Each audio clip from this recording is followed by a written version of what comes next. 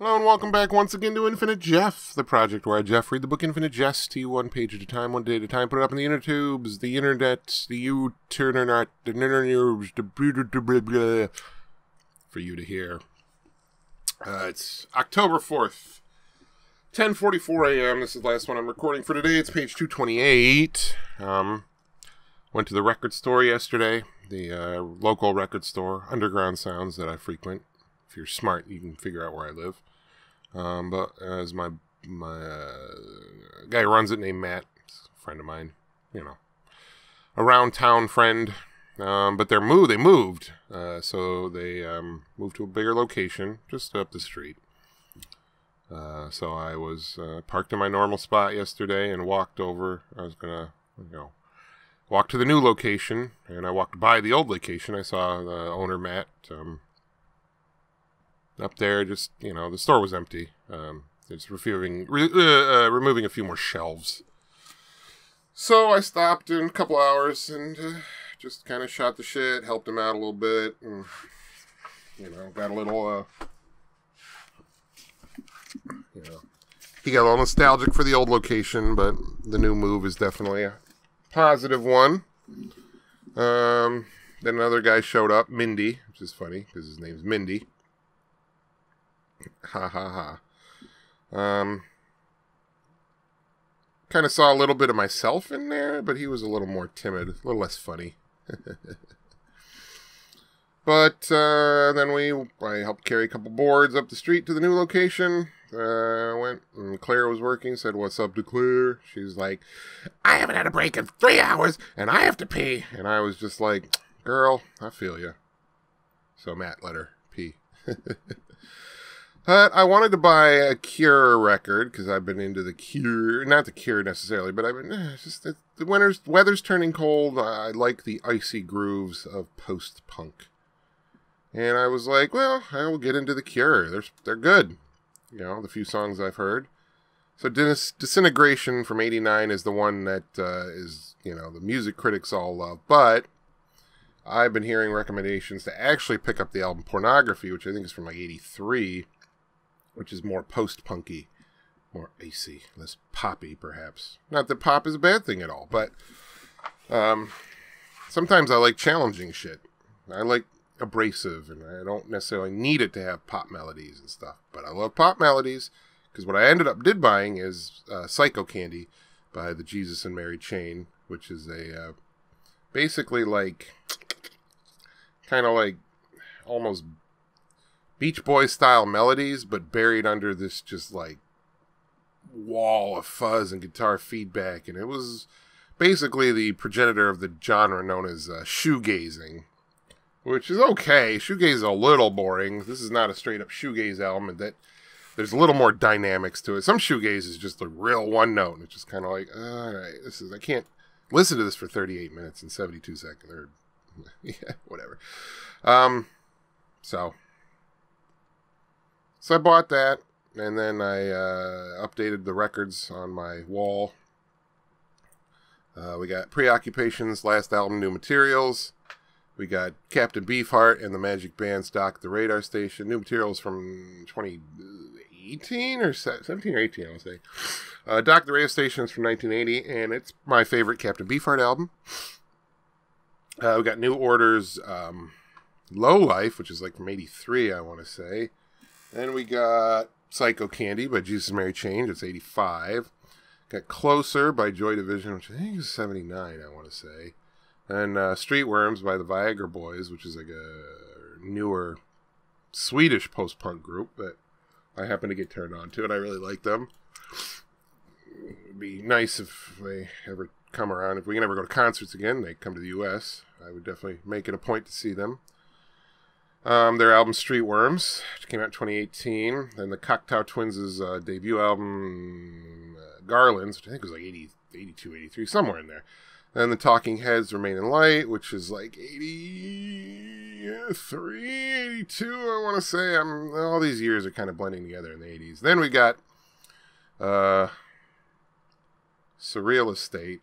I forget what the album's called, but it's a band my main music professor in college. It was his band in when he was in college. at U of M, and I found a copy on eBay, and I like it. It's like, you know, it's not the greatest, but it's a nice, a cool little post-punk EP, and I know the guitar player, and that's neat. And then we have Talk Talks, The Party's Over, which was like 79, 80, and then we got Proto Martyrs, Ultimate Success Today, which was this year, 2020. Then Hex Induction Hour by The Fall, Het Price.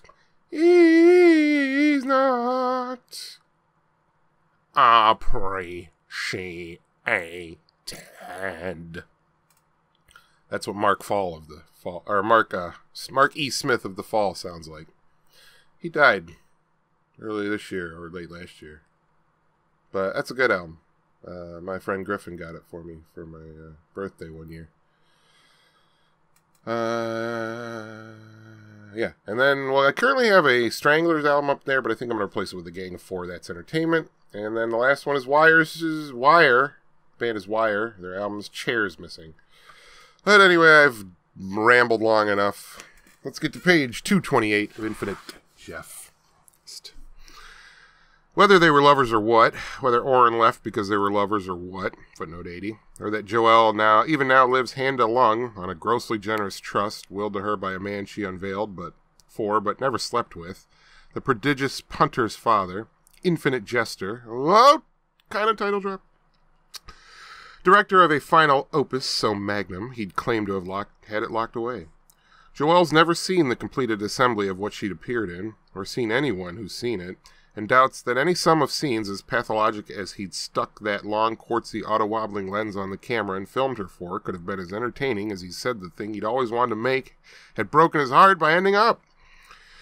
Climbing up to the third floor, stairs pale with wear, still trembling from the AM's interruptus, Joelle finds herself having a hard time, climbing, as if the force of gravity goes up as she does.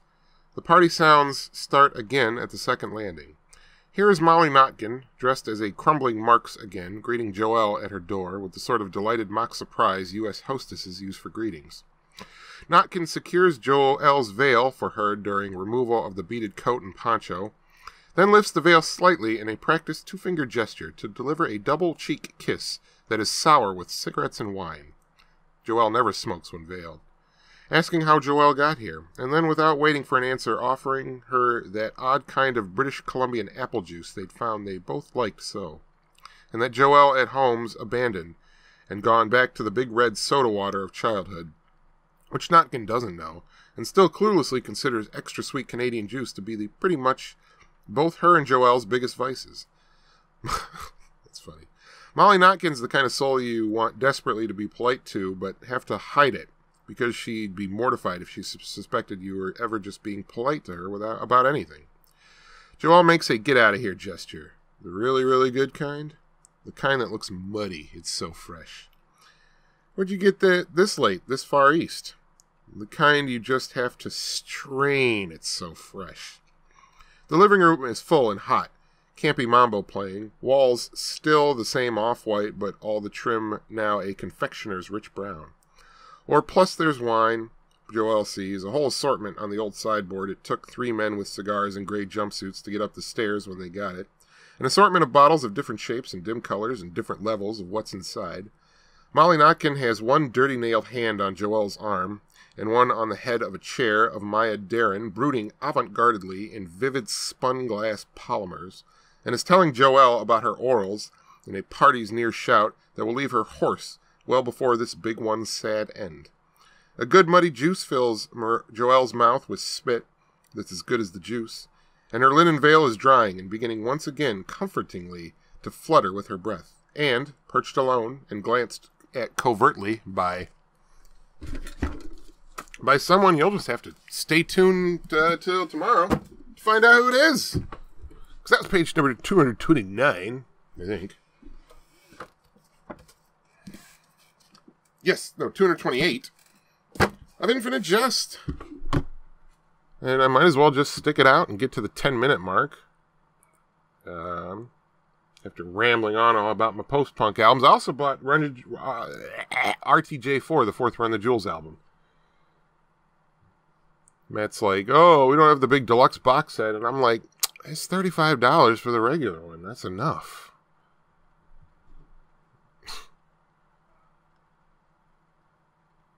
Good night.